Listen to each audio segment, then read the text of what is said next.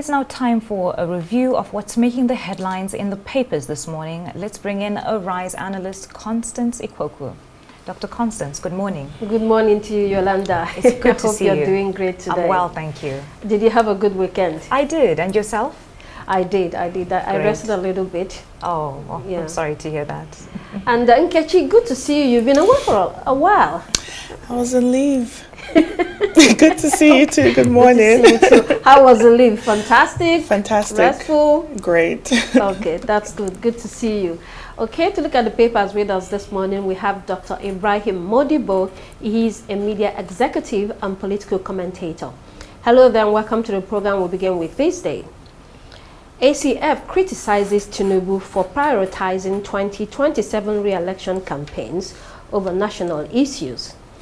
Let's pair that with an inside story in the same paper with the headline, Matawale, Lawal should come boldly and open in his planned defection to our party. That's the Minister of State Defense, Bello Matawale, calling out Governor of Zamfara State, Dauda Lawal, on his intentions to defect or not. Finally, let's see a New Telegraph, which has a caption that crowns this topic. In New Telegraph, it says, defection, PDP walks tightrope ahead 2027. I mean, between the Arewa Consultative Forum chastising the president and the All Progressives Congress for focusing on 2027, and the Minister Matawale asking Governor Dauda to be a man about his intentions to leave the People's Democratic Party. There's a lot to talk about. In fact, Matawale, said, and I quote, "Stop playing hide and seek." He said to Mr. Dauda. We know that Governor of Akwa Ibom State defected to APC over the weekend. There are also pressures on Governor Caleb Mutwang of Plateau State to jump ship. I mean, stories of double dealing, disloyalty, opportunism, desperation with political system, strategic realignment. Take it away, Dr. Modibo. Your take today. Thank you very much, Doc. If you look at the ACF in its wisdom have been analyzing the political development of this country from the perspective of nationalistic and patriotic intervention in the process of good governance. To me, the ACF seems to look at the art of governance under the Tinubu administration, especially having that milk of human sympathy, empathy, and also feeling with the yearning aspirations of people, especially the weaponization of poverty as it is today, which is cascading down to the lowest man in the country. Now, look at what has happened recently in Niger. For God's sake, about over 200 or 300 people have died, 1,000 or more missing. But the president never cared to come and just say he's interested, to even sympathize, empathize with them.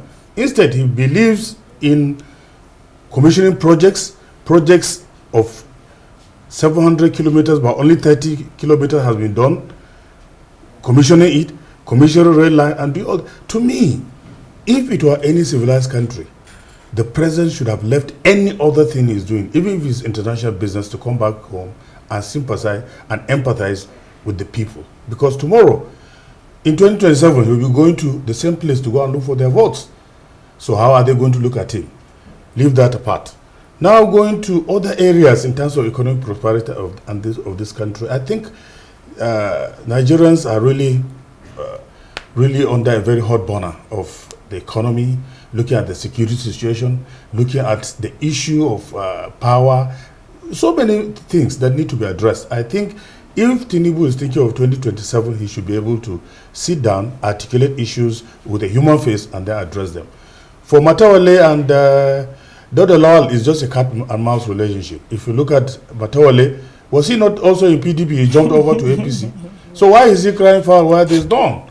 So to me, it's just hypocrisy of the political class, and I think it is not with good intentions. Whatever it is, let him allow the Dauda, if he wants to go to APC, that is his choice, because after all, we have so many jumpologists now. Some are even of Olympian height, jumping every second now to APC. So to me, it's okay. But I'm very sure, though, Nigeria is not a banana republic. There will be opposition. And the beauty of democracy is to have opposition. Thank you. All right, let's mention that the president did send the Vice President Kashim Shettima to Niger State to commiserate with the governor and the people that lost their lives there. And there was also commitments made to make sure that that situation is taken care of. Okay, let's move to Daily Independent newspaper. Experts disagree over planned demolition of Lagos International Airport Terminal over its decrepit state. While some backed Aviation and Aerospace Development Minister, Mr. Festus Keyamo, on this plan, others knocked successive governments for abandoning the original master plan and the 2000 Act on privatization, commercialization, and concession. There are questions about the cost of demolition, while the minister says we need a modern airport instead of plastering the problem. What are the important discussions on the busiest airports that we have in Nigeria, the Lagos airport? There have been renovations in the past few years, giving it a facelift. However, it still falls short of being a key player in the aviation world, even in Africa, isn't it, Dr. Modibo? Well, to me, under globalization and multiculturalism such as ours, we are under no illusion as to the fact that Nigeria needs to prosper. We need modernity. We need state-of-the-art, structures Facilities, to conform yes, with the current trends of democratic fanfare. Therefore, if this demolition is done in good faith, with a view to giving it a first lift for prosperity and betterment of the country, so be it. I don't see anything wrong with it. But for us to have a structure that is decrepit, which could even collapse, maybe on the head of foreigners and whatever, which would be another scandal. So to me, I think, honestly and sincerely, it's a good development. It's a welcome development. Whatever is the thought, I must commend Festus Keyamo and the government for thinking towards the demolition, if it is done in good spirit in this thing. But to me, I think there's nothing wrong with it, Doctor. I think I agree with Dr. Modibo. If you've traveled Murtala Mohammed International Airport, you would understand the reason why this is important. But as the experts and Dr. Modibo has said, if it's done in good faith, if it's not abandoned, if there's a clear plan, because I know the minister said he wants to build a terminal for 20 million passengers annually. So that's very important, especially because Lagos Murtala Mohammed Airport is an airport that frequents millions and millions of passengers annually. And so in the state that it is, even the toilets in the airport, the baggage system in that airport is a total mess.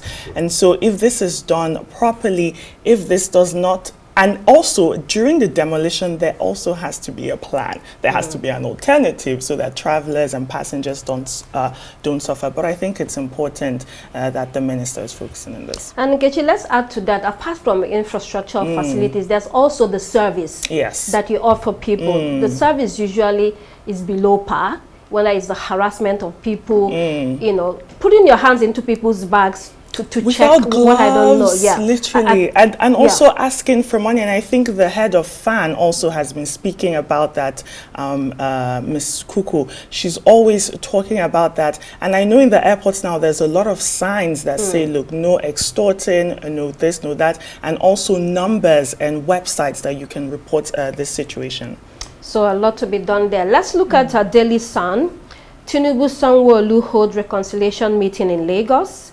Let's also see the Guardian newspaper with the same story. Lagos political storm clears as Tinubu forgives Sanwo-Olu in GAC brokered truce.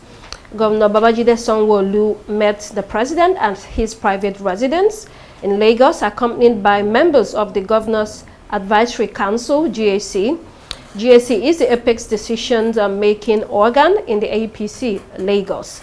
Sanwo-Olu reaffirmed his loyalty to the president and the APC. Remember the standoff with the Lagos State Speaker and all the drama that occurred during that period without the president's notice. He overturned everything, of course, by the time it came to his knowledge. Now, apparently, Sanwo-Olu is back, to his knees. He should have asked his predecessors, Akinwumi Ambode and Babatunde Fashola. The president stands unchallenged in Lagos politics. Anyone can jump in here. It's interesting to see this report because earlier on we were watching how Sanwo-Olu was talking and dismissing the existence of any discord, and he was saying, you know, there's nothing going on. Did you see any rift? There was no rift as he was talking to the journalists. And, you know, just as you've said, Dr. Constance, you can't go against the president. And I'm not too sure because it was perceived that there was some sort of a misunderstanding. And I wonder what that is. But for him to come back humbly and on his knees, I'm sure he knows, you know, he knows better as to the reasons why he had to do that, because you can't actually go against him. You can't go against the boss in any type of, you know, in any type of structure. Yeah. So, I mean, I would love to know more about the story, to know why, you know, what was the talk, what was the problem. I remember some weeks back as well, there was an event in which the president had attended, and he walked past Sanwo-Olu without greeting him. And that's kind of where all the rumors kind of began to spark. Yolanda, if you look at, Doctor, just 1 minute. Yolanda, if you look at the problems associated with Lagos politics, it's all about trying to claim the soul of political structures of Lagos. It's just politics. If you could recall, not long ago, there was a problem between the governor and the speaker of Lagos State House of Assembly. Yes. And that problem was as a result of the backing, you know, of Mr. President. You know, the speaker was sent packing, but the president insisted that he must come back, and he came back. So there was a problem. This problem arose from there was a time that he was to go, Governor Sanwo-Olu was to go for budget presentation, the speaker had to keep him, you know, and there were a lot of problems here and there. So the preponderance of these conflicts had to do with trying to claim the political soul of Lagos. And it's just sheer politics. And also maybe there might be some economic undertones, but I think honestly and sincerely, there's a need for them to have that intervention, especially the Governor's Advisory Council, GAC, to have that intervention with a view to bringing the two together under the same radar, of the same party, of the same ethnicity, and of the same geographical location. So I don't think, yeah. Yeah, and we learned that some of the people that intervened for this truce to take place were former governors, Chief Olusegun Oshoba, Chief Bisi Akonde, Chief James Ibori. There was also billionaire businessman, Mr. Gilbert Chagori, and a couple of other people. Anyway, Lagos politics there. Let's move on to Vanguard newspaper. Hardship: Nigerians cut spending on foreign travels by 30%. Passenger revenue declines in consecutive 2 years. Aviation experts cite Naira depreciation, inflation as major causes. Added to this is the sharp increase in cost of tickets. There's also removal of Nigeria from e-visa and visa on arrival by some countries. This means Nigerians reduce spending on foreign air travel by $1.12 billion in the past 2 years. This report is very thorough.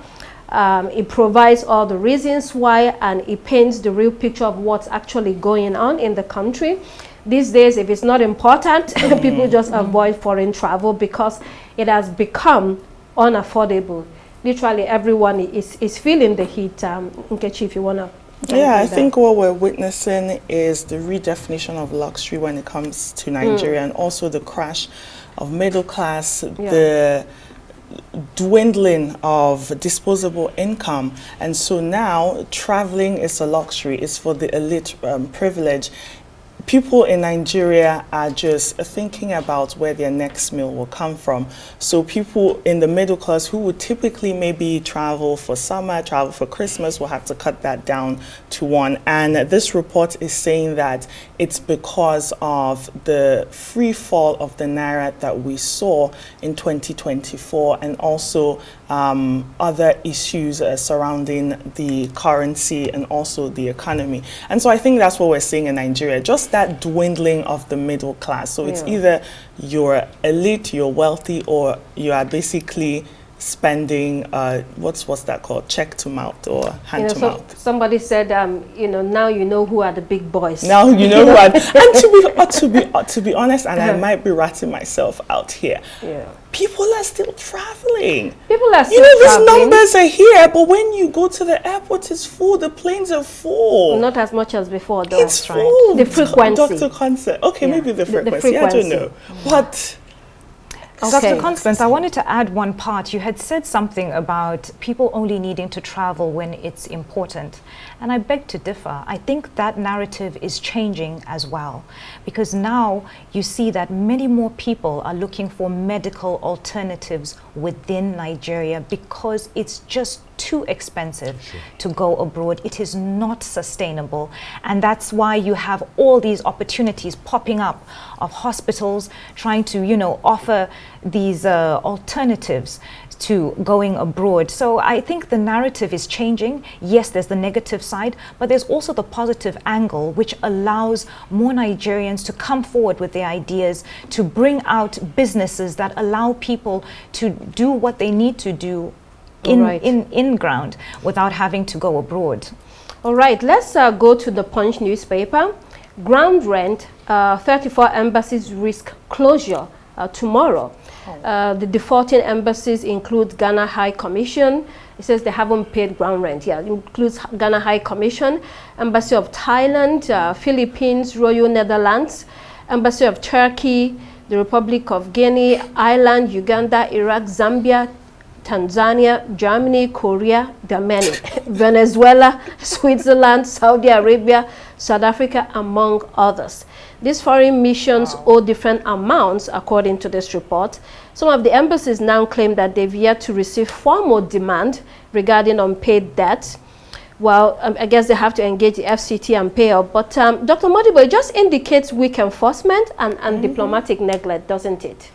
Yes, and I think, in all honesty, we have to be very careful because of our diplomatic relationship with the international community.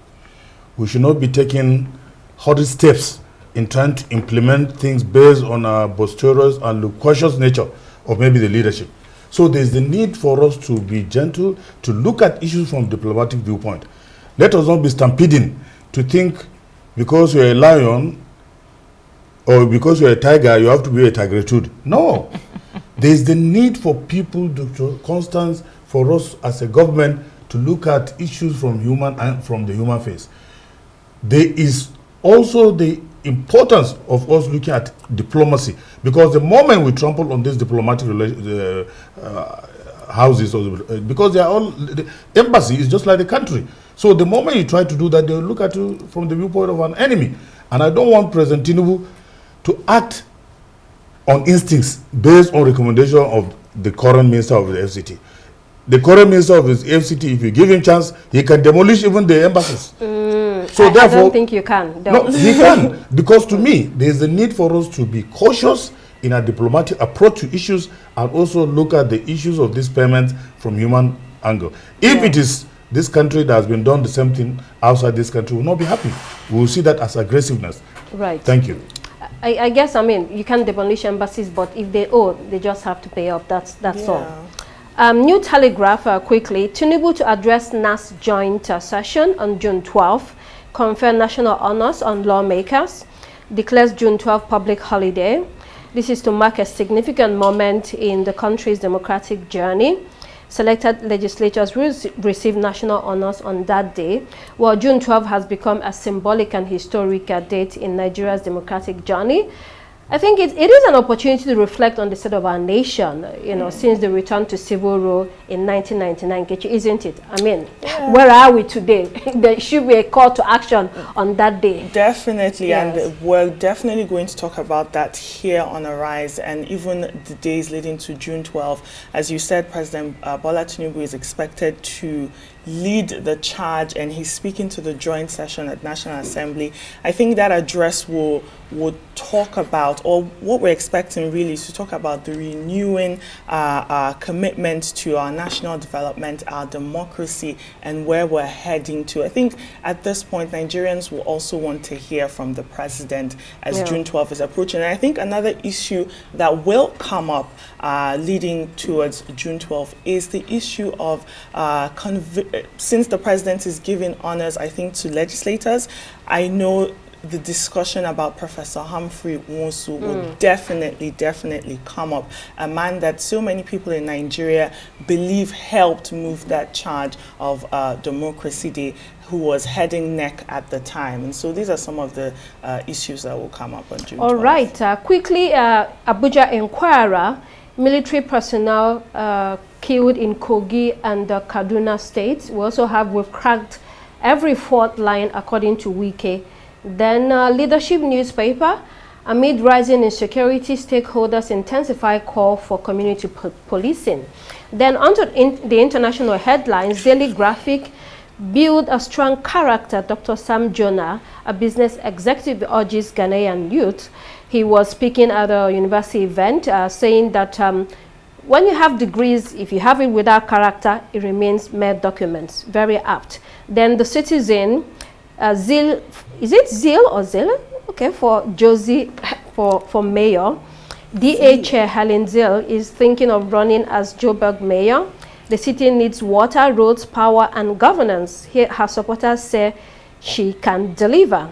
And then onto the Guardian newspaper, Trump deploys National Guard on LA streets in dramatic escalation.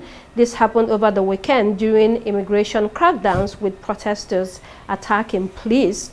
These raids across the country have been going on since Trump came into office, including deportations. Yolanda, I mean, those sights of helmeted soldiers wearing green camouflage uniforms, 2,000 of them, you know, it's taking it to another level. Definitely taking it to another level.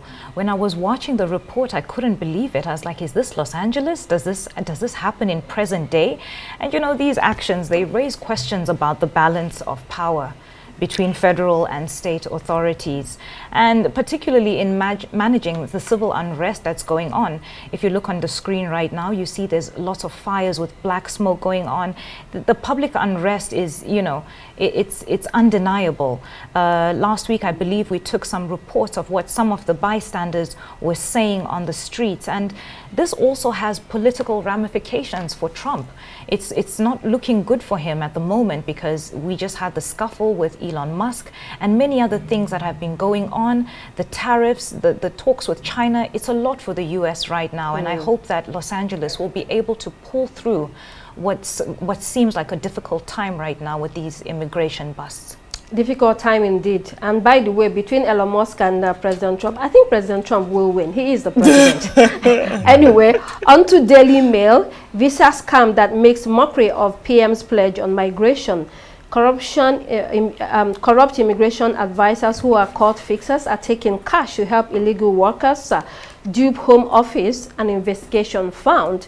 They are charging a whopping £22,000 per person to provide skilled jobs in the UK for underqualified workers. Dr. Modibo, what a scandal, you know. So corruption doesn't happen only here. What a scandal, Doc.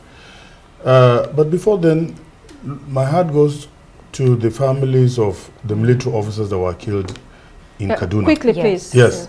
Yes. Quickly, my heart goes on to them, because if you look at the issue of this insecurity, especially along the highway, yes, there is one missing gap. A missing link is the issue of connectivity and the issue of having people give information to the military or to those in charge.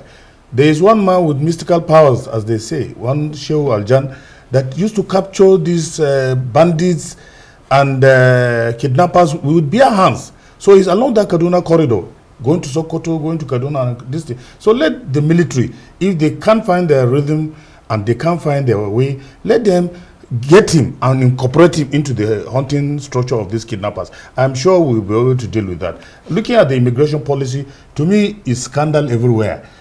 What is happening to this is a global village. Yes. So already it's not limited to Nigeria or Africa alone. All right. Even in Europe, you have people that do their mago-mago and wayo to get corruption on board when doing issues affecting government services. Thank you. Okay, thank you so much, Dr. Ibrahim Modibo, media executive and political commentator, for joining us. It's a public holiday, but you came out to join us. We really appreciate you, Dr. Modibo. Thank you. Thank you very much. And thank you also, Dr. Constance Ikoku, for not observing your public holiday and joining us We are essential as essential workers Yes. on Daybreak. Thank you so much. It's good to be back. That's all the time we have here on Daybreak. I am Nkechi Nana. And I'm Yolanda Robert. Keep it here on Arise News. The morning show is next. Goodbye.